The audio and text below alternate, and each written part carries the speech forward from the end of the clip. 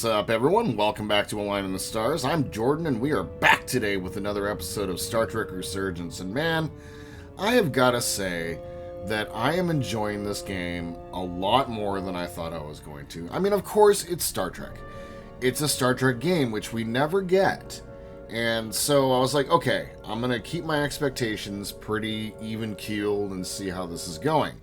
It is, after all, I don't like using the word telltale type game, but it is a story-driven, like, what's the quick time event sort of game. And I wasn't sure how I was going to enjoy it, really. And what they've done here is create a Star Trek episode, a series of episodes, a series of short episodes that are intense, and the story is good, the characters are good. I mean, shit, we get Mr. Spock. We get Mr. Spock. Come on.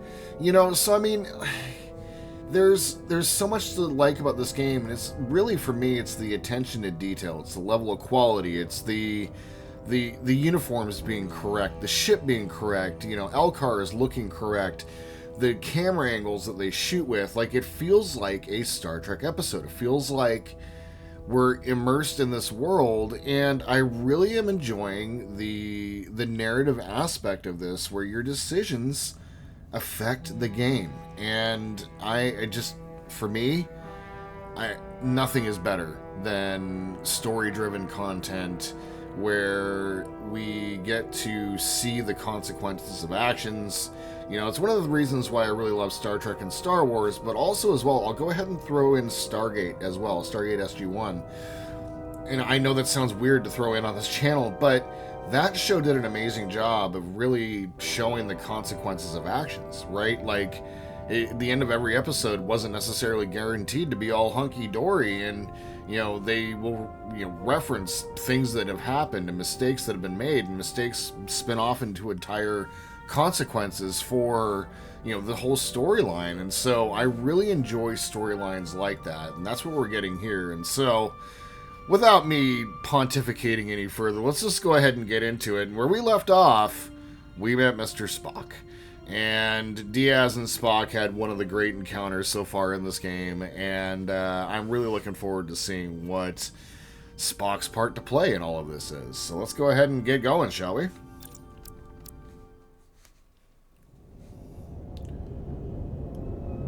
Dude, look at that. Oh, man. Wow. Such a cool CGI effect. Ambassador Spock, my senior staff. Nice. It's not every day that a captain gets to welcome a Starfleet legend aboard. Bruh. You flatter me, Captain Solano. But legend implies the past tense, whereas I am very much focused on our present circumstances. There's the sass. I love it. Past. You're right, Ambassador. Not the most diplomatic choice of words. Let's focus on the future. We're all curious about the future, Ambassador. Specifically, what exactly are we getting involved in here? Yeah. We got the basics from Starfleet. Two formerly peaceful neighbors are now on the brink of war. Indeed, and the tension between them grows fiercer by the hour.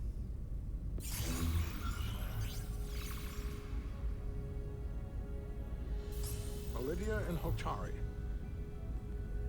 Illydians are the more advanced species. They made first contact with the Hotari over a century ago. This is Tau, the Hotari moon. It is rich in dilithium, and for decades, the Hotari and the Illydians have shared a mining operation there. The Illydians provide the technological resources, while the Hotari have served as the labor force.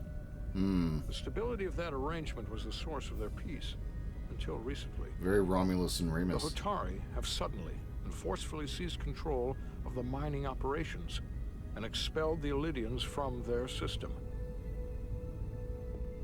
That is the official story, as told by the Hotari when they requested Federation mediation. But the details remain scant. Communications between all parties have been limited by the ionic interference. How did this happen? How is it the Hotari were able to turn the tables and take the mines against superior forces, especially after decades in this arrangement? Unclear. The answer to that question may be the key to a new, lasting peace, and one that I hope we can uncover during these negotiations. But it is unlikely the relatively primitive Hotari forces would stand a chance against the Elydian fleet if this escalates to open war. Left unchecked, this conflict will result in more bloodshed, which is what we are here to prevent. And the dilithium trade hangs in the balance.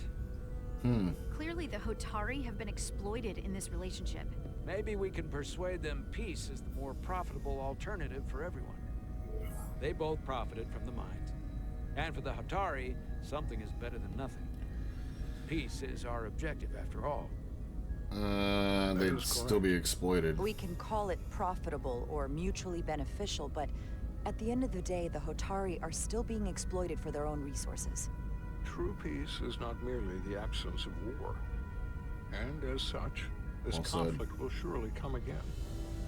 Neither the Elydians or the Hotari are members of the Federation, so we can't make them do anything. There is an additional complicating factor I should mention. In the past, the Federation has relied on the Elydians as a source of dilithium. Of course they have. Nothing That is certainly ever clean changes things. with the Federation, is it? Federation sources its dilithium from a lot of places. Yeah, and this is one of them. We're not going to be trusted here. That means the Hotari have no reason to trust us. I wouldn't go that far, Commander. No, we We actually are should. completely neutral in this matter, on neither one side nor the other. Any suggestion otherwise would compromise. If you our weren't here, position. Spock, I'd believe that. I wouldn't believe that. Given the Federation's involvement in the Elydium dilithium trade, Meaning, Captain Salam because and I Spock's must here. make every effort to appear Trust neutral in these negotiations. What worries me is if this whole thing unravels and we're at the mercy of the storm at less than full strength. We can't let it come to that. Considering what the ion storm has done to our ship, and the Ambassador's shuttle, we have to assume the Elydian fleet has had problems with it as well. This recent surge in the energy disturbance temporarily levels the playing field. Commander Westbrook is correct. The energy anomalies around the Hotari systems have been noted. This buys us some time. But they have never been observed on the orders of magnitude we have seen in recent weeks.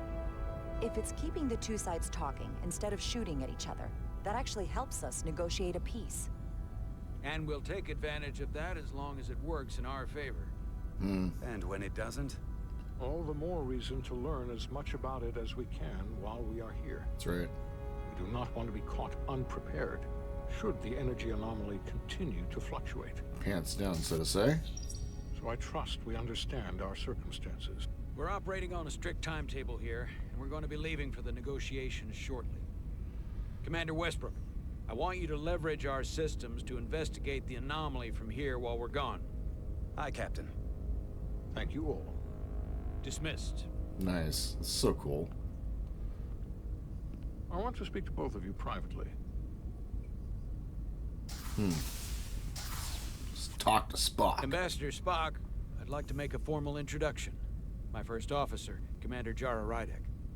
Commander, as you are aware, there are limits to what Captain Solano and I can do in our official capacity as representatives of the Federation. But someone in an unofficial capacity, your first officer, for example, would not be bound by those restrictions. Commander Rydek could ingratiate herself to certain parties behind the scenes, where they may be more candid in revealing information that could lead Cool. to a resolution.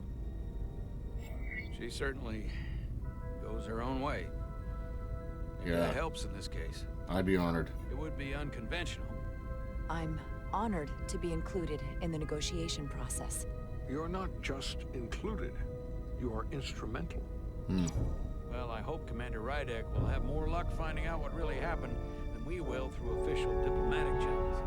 The fate of the negotiations, the interests of the Federation, and the prospect for peace may very well depend on it. Wow. That was a really cool camera angle. Man. Oh. Oh. Hiya! That was dope.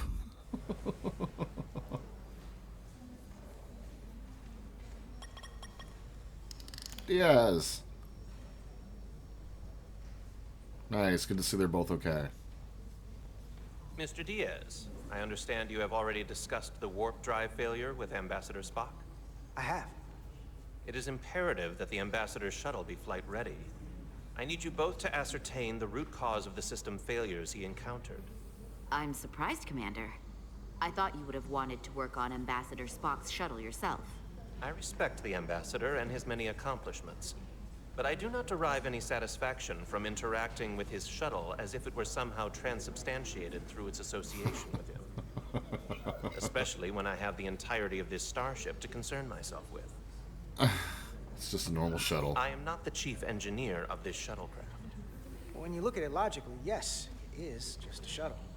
No different than any of the others. There is plenty that is different about it, and that is what you are to investigate. But please limit your findings to observable scientific I phenomena. like him. It's cool. We'll try to restrain ourselves. These characters are all great. Then I will leave you to it.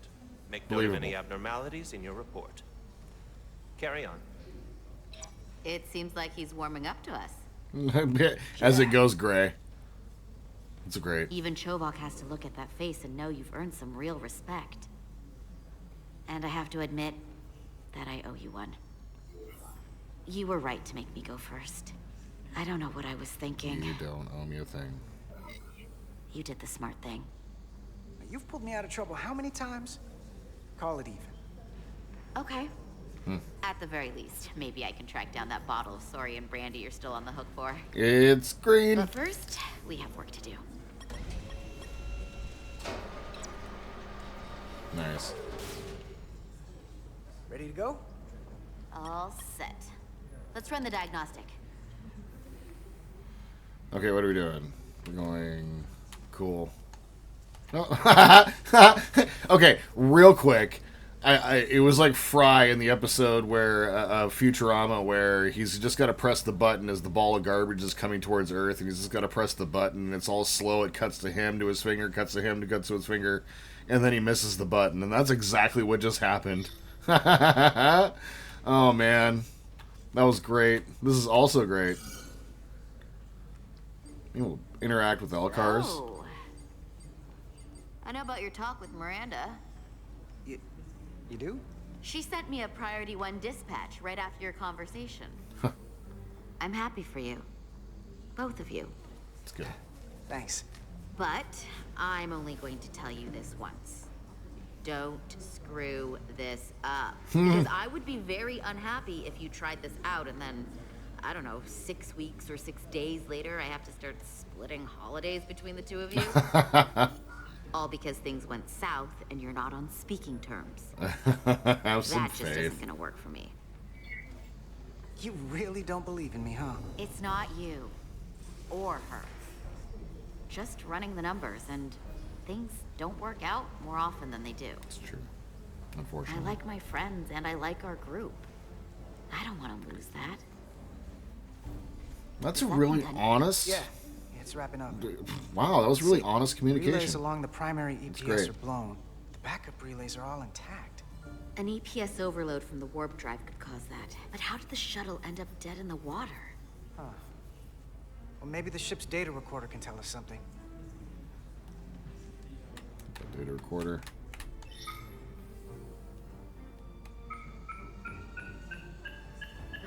Here. They were only about 8 minutes from their plotted warp point. No faults, just those warnings. Huh. What are they?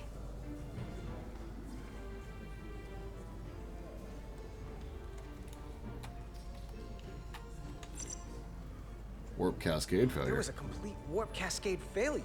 Wow. They're lucky the shuttle didn't turn inside out. Makes me think the computer panicked on the warp field equation. Oh, man.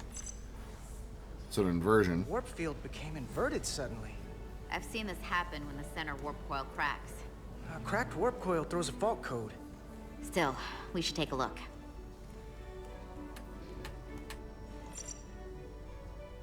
Subspace variance out of tolerance. What does that mean? It means the main navigation array lost sight of space somehow. Will the array going offline cause that? Yes, but it should have also thrown a fault code. Huh. Any one of these failures should have thrown a fault. If it was caused by a system failure. None of this caused the relays to blow. Roll forward to when that happened. Yes, ma'am.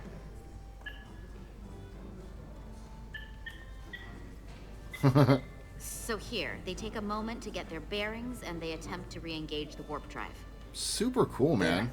That's the relays blowing.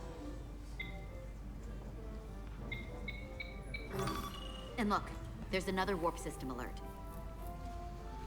Man, this is super cool. They're all the same. Subspace variance out of tolerance, or warp inversions. Finally, there's a complete warp cascade failure. Then it's one of two things.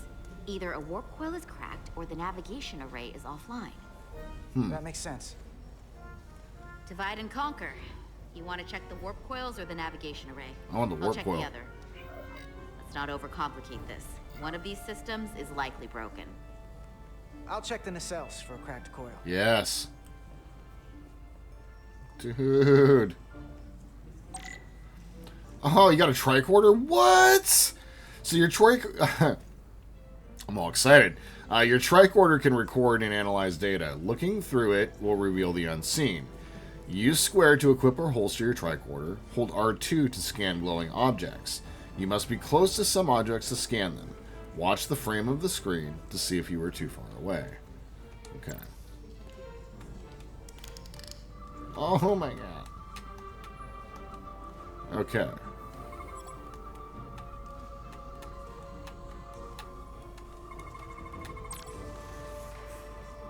Some objects you scan will activate a deep scan. During a deep scan, use L1 and L2 to switch between different scan modes.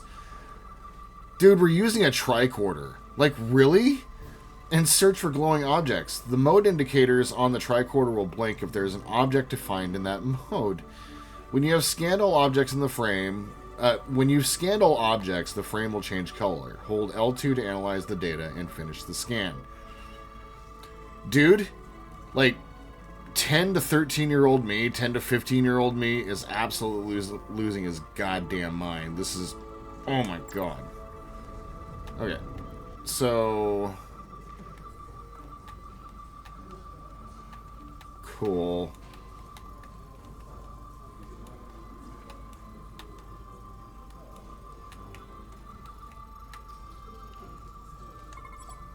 Anomaly targeted. Oh, cool. The leading coils show evidence of routine maintenance to repair a microabrasion from... where? How do you scroll that down? Okay. From neutrino interactions. Okay.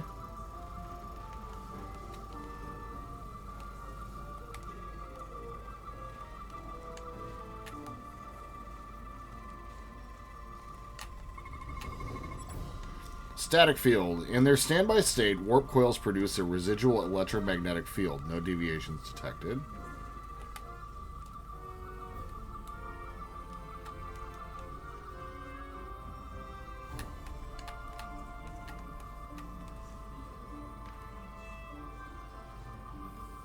Where am I going here?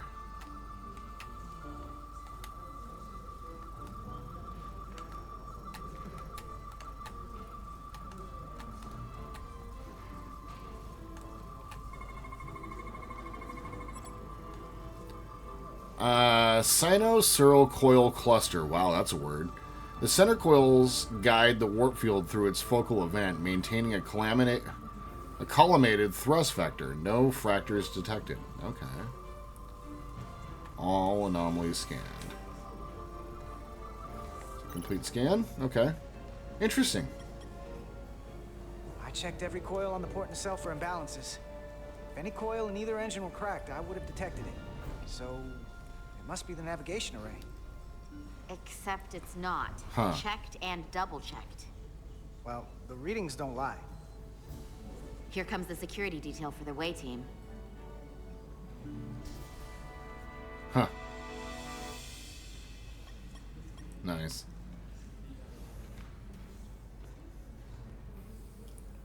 Hey,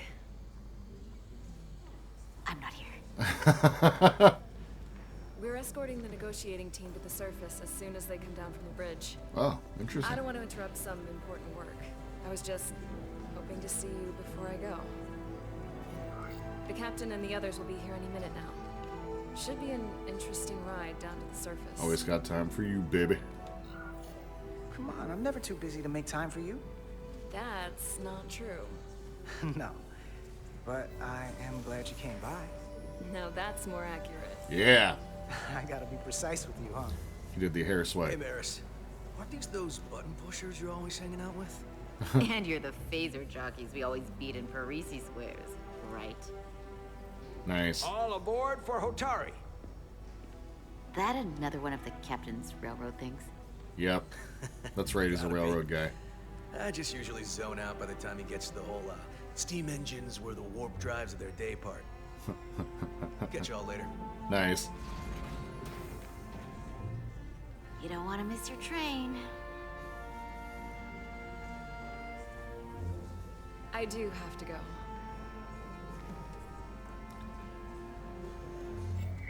Not gonna lie, I'd rather not leave right now. More important things on my mind. Kiss her, damn it. Yeah.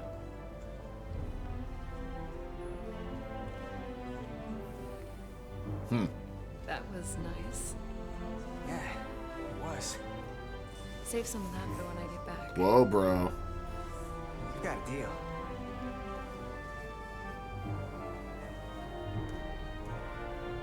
Be seeing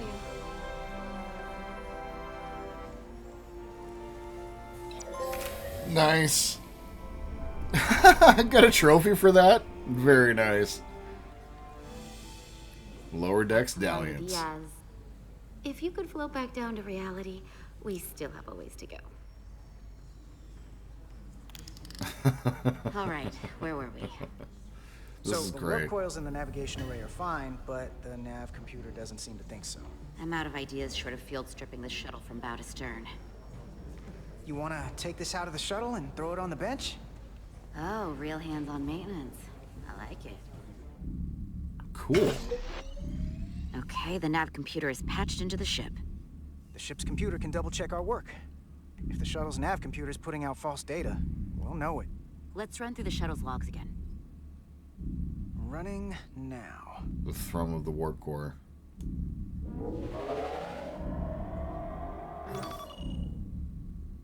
There's our fault codes. Same. Warp field inversion and a cascade failure.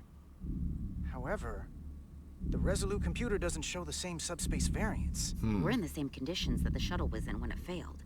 Why wouldn't the ship's computer get a matching result? What if the subspace variance was a momentary occurrence? That's a possibility, and it would explain why the simulation under our current sensor readings failed to reproduce the issue.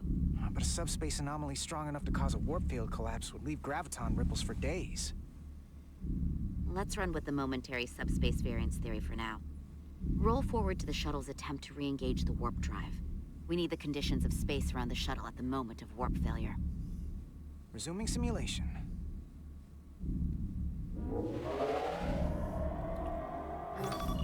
Again. There's the Error second. in warp field calculation. Cochrane formula variables are out of range. Wow. That right there. That was The close to shuttle Major sensor Barrett. data That's from that interesting. moment. Computer, why did the warp field calculation fail? Warp field pressure return non-orthogonal. Results are undefined. That doesn't help. Or they could be using Major What if we use a different Barrett's. ship? She recorded a ton of Resolute lines into before the she retired simulation from Star instead of Trek. the shuttle. That's fascinating. It should warp just I'll have fine. to check. Unless... Computer, run the simulation with the Resolute.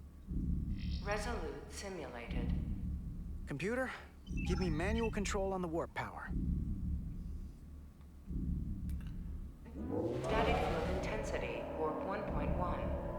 1.2. 3. Warp pressure is destabilizing. Error in warp field calculation. The warp drive has experienced a system-wide cascade failure. Warp field collapsed. Subspace variance is out of tolerance. Cochrane formula results are undefined. Bingo. What-o? The same moment when the shuttle failed to warp, so did the ship. Whatever happened to the shuttle just happened to us. That's not good. Not sustained warp. That's... We can't leave Hotari space. No. That's not good.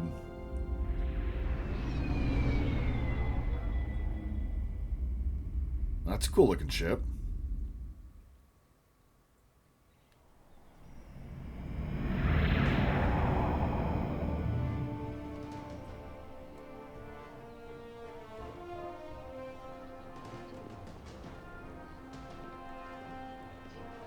Oh, cool. Seat of power. Very nice. Ambassador Spock, Captain Solano, welcome to Hotari. We are honored you've come. My name is Tylos Altaris, Minister of Diplomatic Affairs.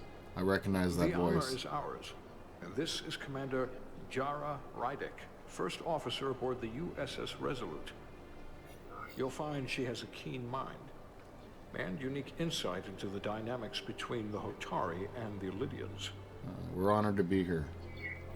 We are honored to be here as representatives of the Federation. I'm so glad. These must be the representatives of the mighty Federation. The reigning authority in the galaxy. Or so we've been led to believe. Whether that's true or not remains to be seen. But, either way, we're grateful you've made the time to come to our little corner of the universe. And you are? This is Galvin, and this is Sidron, the heroes of the revolt in the mines.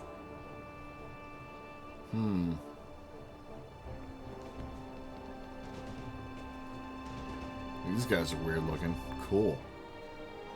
Very unique aliens. Let's hope this is the last time we ever have to come here. If you'll excuse me.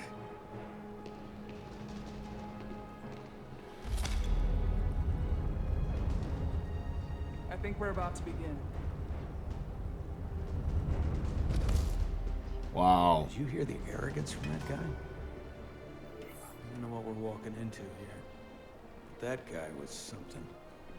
Don't underestimate him. Let's keep an open That mind. may be true. But let's keep an open mind going into the negotiations. Hopefully he's just one voice amongst many. Then let's hope he's the outlier.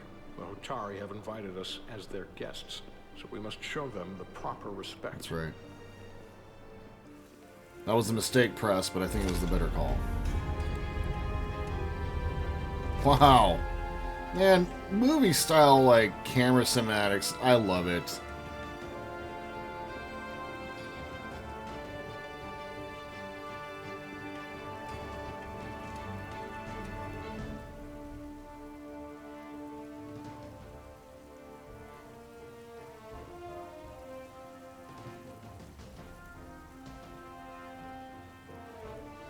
Dick.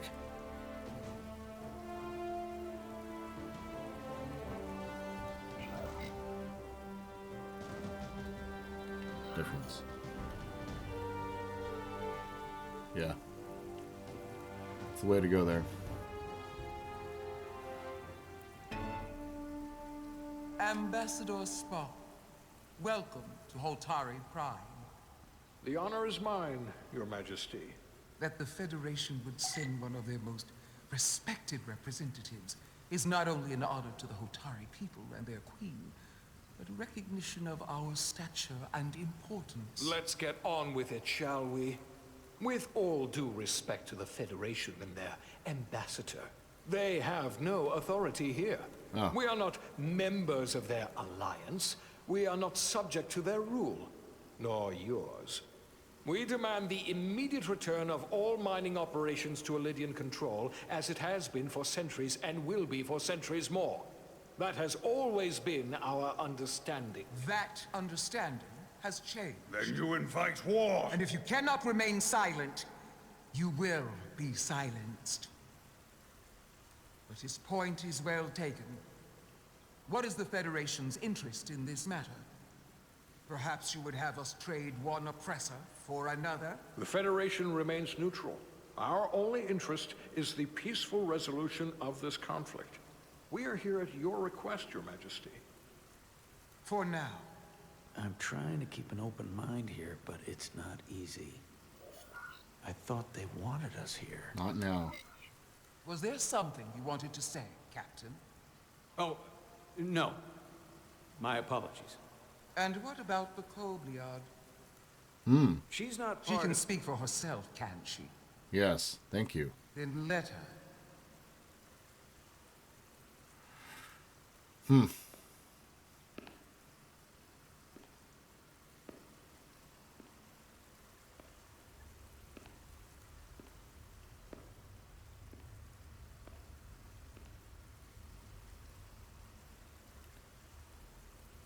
Now then, what is your name? Commander Jara Rydek, Your Majesty. Being a Kobliard, you would know better than anyone. Your people suffered brutal treatment at the hands of the Cardassians. Yeah. Their injustice towards the Kobliard is as unimaginable as it is unforgivable. Not unlike how we have been treated by the Elidians. As much as they'd have you believe they are the victims here, remember it was the Hotari who attacked us. Hundreds of innocent Elidians were slaughtered without mercy in those mines. The blood is on their hands, not ours. Quiet! If after all the Kobliard suffered, you finally had the chance to right that wrong, to get out from under their control, would you take it? Or would you negotiate a peace?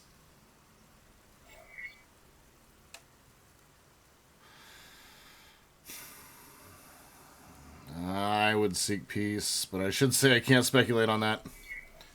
There is no remedy for what the Kobliad suffered. And I fear who we might have become in pursuit of it. There is no justice if the oppressed become the oppressor. So I would willingly accept a peaceful resolution if it were offered. That is the real opportunity. Perhaps, Commander Rydek. Perhaps. That was the first real tough call that I made. That was not the case, was it? No, it was not. Peace is often elusive to those who need it most. The Federation is the most powerful, most advanced alliance in the galaxy. It's widely known we have an abundance of dilithium in our mines. And it's in your interest to secure a steady supply. Your Majesty, if I may. Ambassador Spock would have us believe you're here as a neutral party in the interest of peace. So why are you really here? I want the truth, not your Federation rhetoric. It's not my place to say. I'm sorry, Your Majesty, but it's really not my place to say what the Federation's interests might be. You are their representative. I am. But Ambassador Spock is better suited to address your concerns. What they haven't said, but cannot deny, is a simple truth. The dilithium trade would not and will no longer exist without Elidian involvement. We created it for the benefit of everyone, especially the Hotari. Oh, bro. We've given them warp technology. We've let them share in the profits. We've made their lives infinitely better than before dilithium was discovered. Talking about them, not to All of them. that goes away if the Federation turns a blind eye to their treachery. That is enough of your lies. The Hotari are quite capable of running the mines. We've done so for centuries. Don't tell me, who deserves control of the dilithium trade and the mines on town? Me? Now? Who should the Federation recognize? The Hotari or the Elidians? Me now? Only be one or the other, not both. Hotari. If I have to choose only one, then it would have to be the Hotari. Well said. How could the just and wise Federation... Man. Any other... Why did you put yourself in front of this, Jara? The Federation has lost all credibility. The mines are ours. Lydia will not be deterred. We will take back our minds by any means necessary. Then you will see more blood spilled. I am more than willing to address your concerns, Your Majesty. Yours as well, Representative. But I suggest we could have a more productive conversation with a smaller group. Perhaps only the most essential representatives. Yeah. Less voices. Less emotions. I suppose there is some sense to that.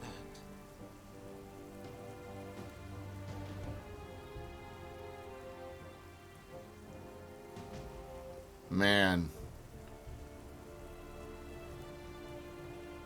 I hope we meet again, Jara Rydek. This is a...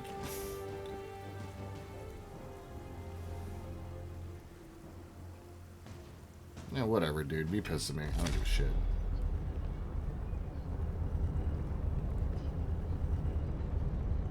Spock and I will cover everything on the diplomatic front. You make nice with the locals and see if you can get some answers. We need to find out why the Hotari are so willing to risk war. What happened in those mines?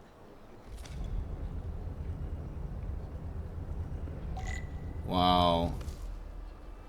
Alright, my friends. And like I said at the beginning of this game, or at the beginning of this episode, it may not be full of action, but it has so much to it. It is so unreal. That was an incredibly intense scene, and one that I'm going to think about for the rest of this day. So, that's what I got for you for today. I just want to say thank you. I know that there was a million things you could have done today, and instead you spent a couple minutes watching me play a video game, which to me seems pretty damn cool. If you guys have any questions, comments, tips, tricks, please leave them down below. If you'd like to support the channel, please like and subscribe. Oh, and my friends, until we see each other again, I hope you all have a wonderful day in this beautiful world, wherever you happen to be. And just remember to always live long and prosper.